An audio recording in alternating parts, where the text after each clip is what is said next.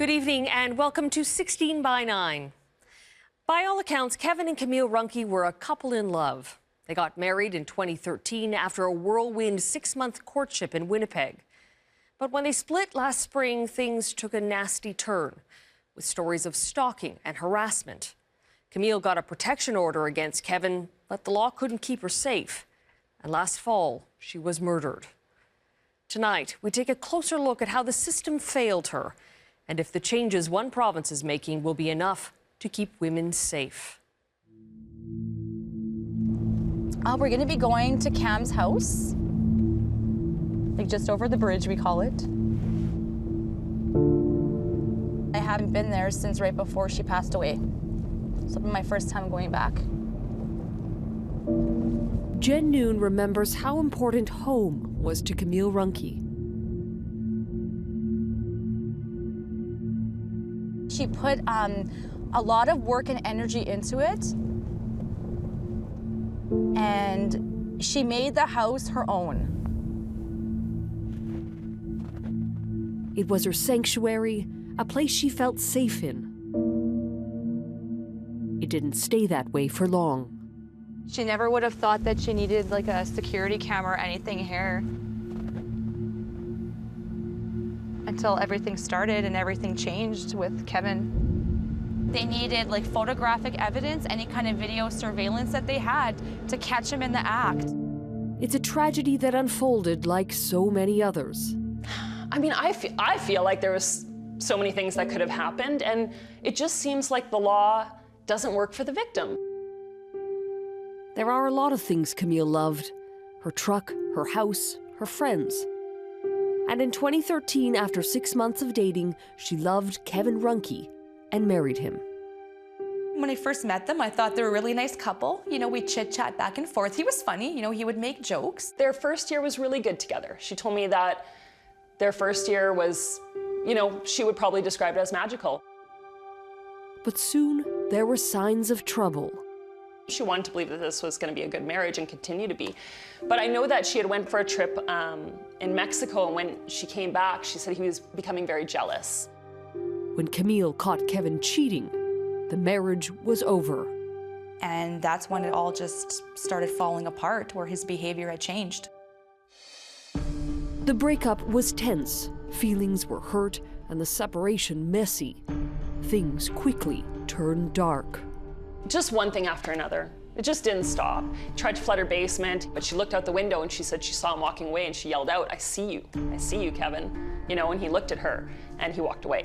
There was many instances where she would have smashed windows in her truck, slashed tires and nails in her tires. He cut her brake lines. And when she told me that he cut her brake lines, then I knew it was very, very serious. And you don't go around cutting brake lines if you're not trying to hurt someone.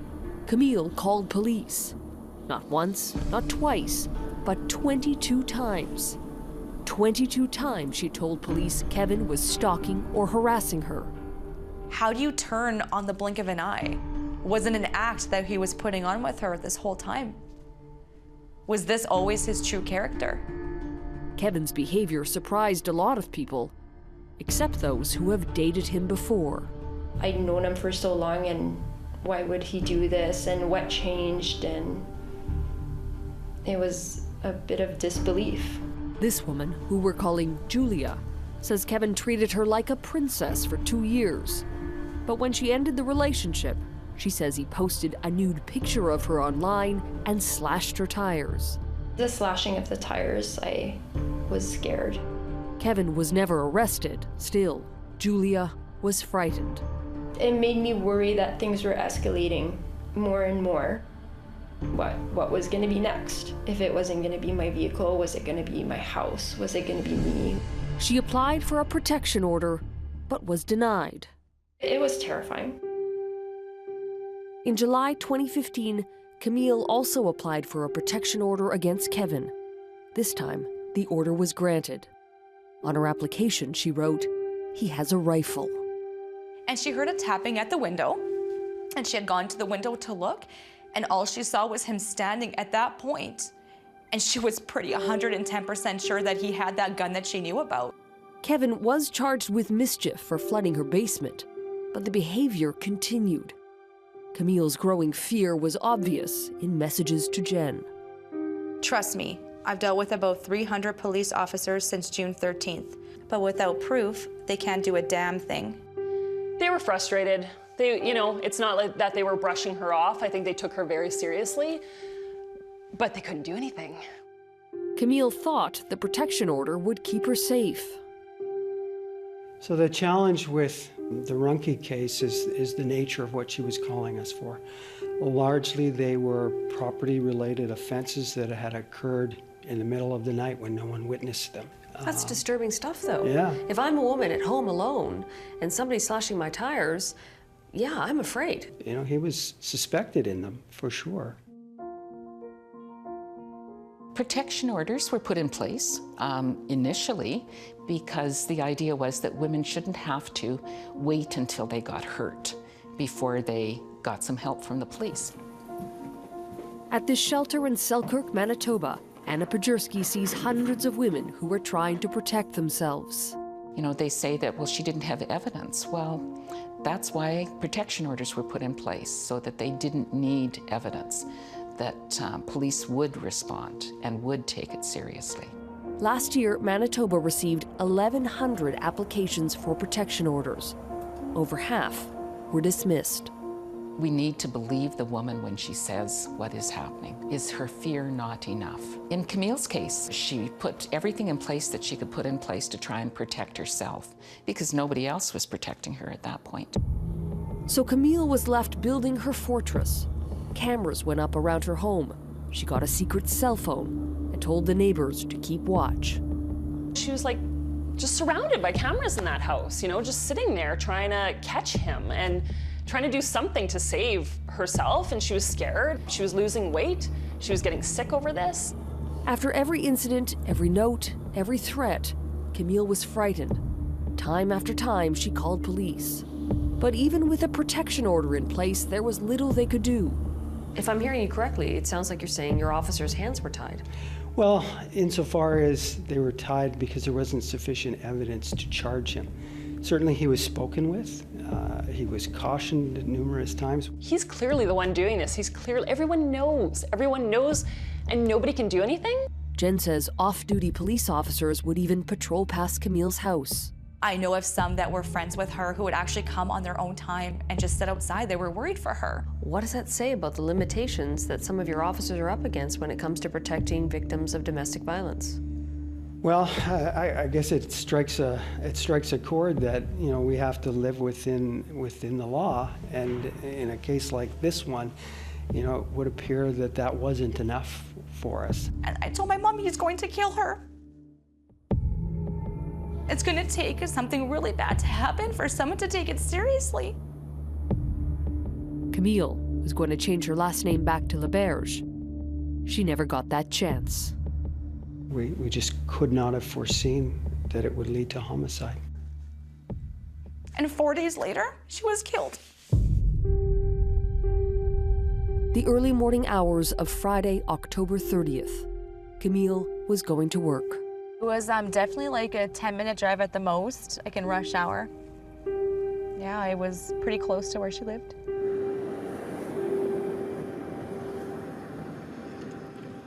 What happened next is unclear. What we do know, someone was waiting for her. She had shown up for work. She parked her vehicle like where she normally parked, and she had gone to the door, and that's all we know what happened. She was shot. Struck at close range with a shotgun. It just makes me angry because I felt again like it could have been prevented. He's known to have a gun. He's had restraining orders against him, and one life is lost, like her life is gone. Kevin was nowhere to be found. Next, changing the law to try to stop the killing. The firearm ban in the legislation is a result of the actual experience of Camile Runke. I think in Camile's case, it wouldn't have made any difference. You can get a gun just about anywhere.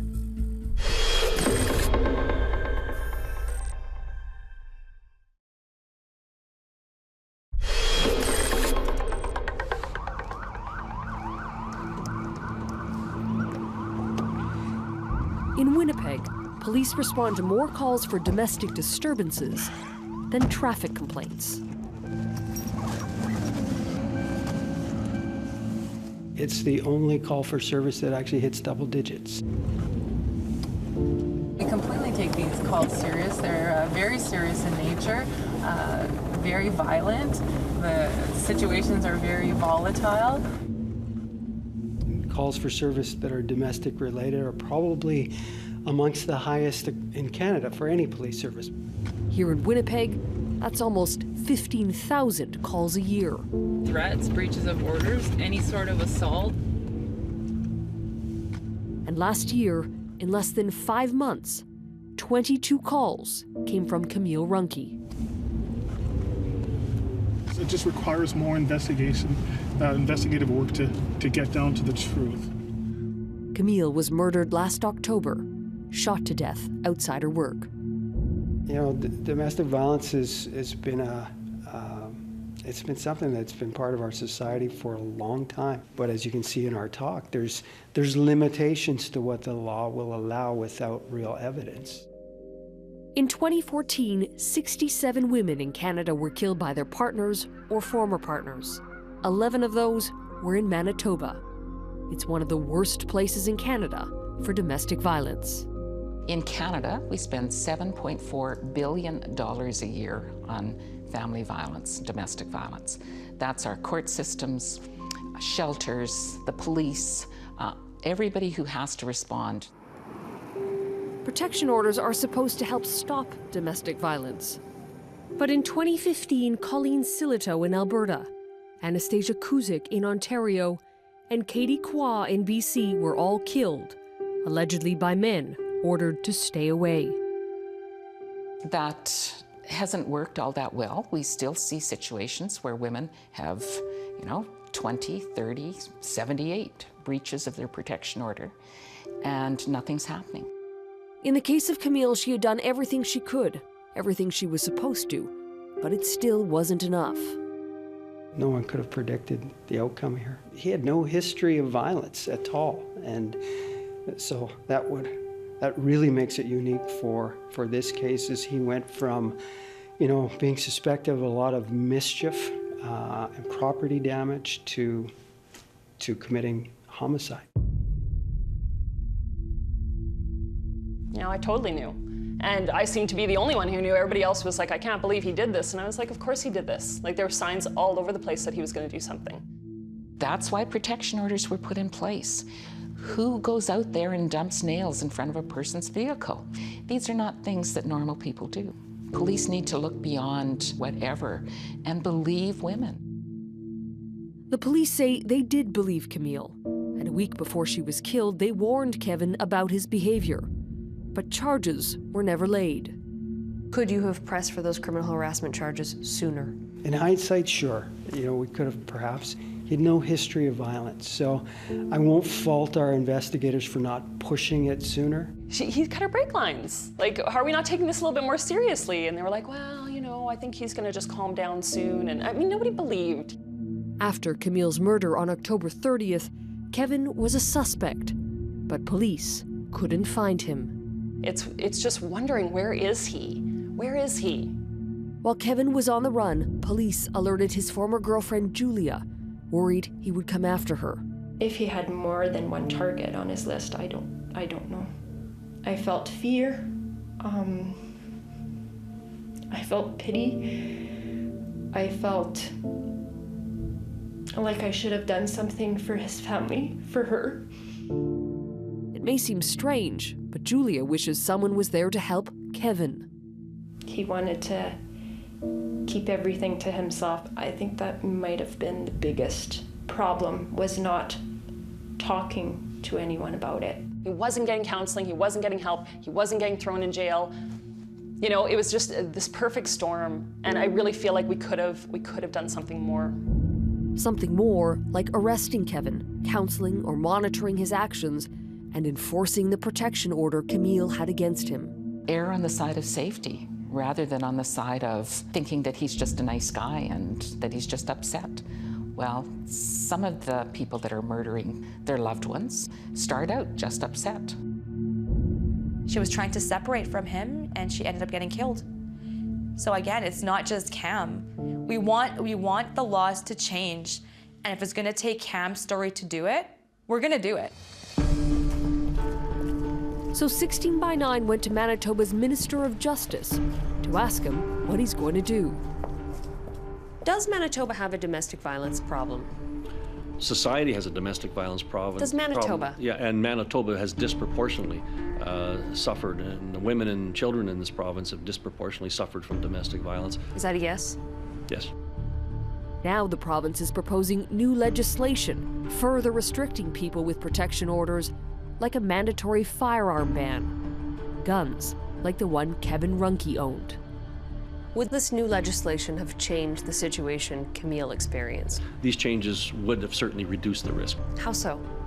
It requires an immediate surrender to make sure that that gun is taken away. The firearm ban in the legislation is a result of the actual experience of Camile Runke. I think in Camile's case, it wouldn't have made any difference. You can get a gun just about anywhere. She had a protection order. It wouldn't have made any difference to her being murdered. Anna wants stronger enforcement of protection orders and breaches taken more seriously. It's their responsibility. That's, we don't have the manpower to do all the things we do, but we do it. They have a responsibility. These breaches are put in place. It's the law. They need to respond. Deputy Chief Smyth says they did respond to Camile, but there was little they could do. There's limitations to what the law will allow without real evidence. So, there's lots to be considered. That's why I think intervention and prevention programs still have to factor into this, because we can't just respond and arrest our way out of this problem. The province is also testing out GPS monitoring to track offenders or suspected offenders. We have right now 8 high-risk domestic violence offenders that are on electronic monitoring. Kevin might not have qualified as high risk. There was a protection order against him and a charge of mischief, but he didn't have a history of violence. Can you put that on somebody before they've been charged with something? Well, that would be a constitutional issue for sure, so. So there are a whole bunch of hiccups here. There would be a ton of hiccups that would need to be worked out, and even that in and of itself wouldn't necessarily make Camile safer. But GPS technology could have helped Camile gather the evidence she so desperately needed. I think it's a really good idea, and I think that it needs to be investigated further, and I really think that they can do some wonderful things for victims if they had that. And I really believe that that might have been the only thing that would have saved Cam's life.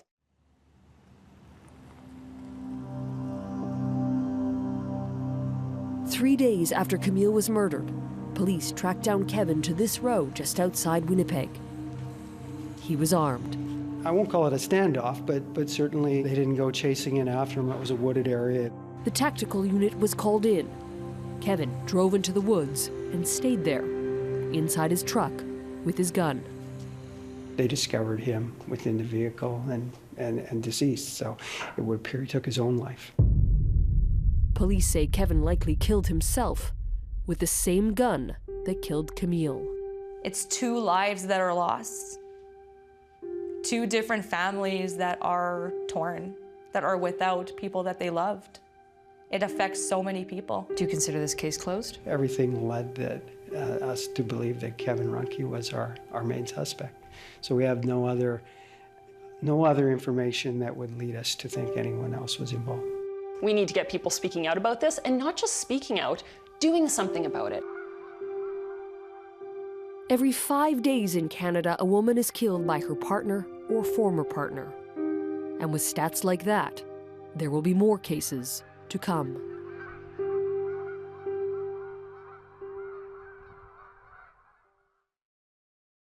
Those changes to Manitoba law strengthening protection orders are now in second reading, expected to become law by next month. Still, critics say much more needs to be done to protect women. We'll be right back.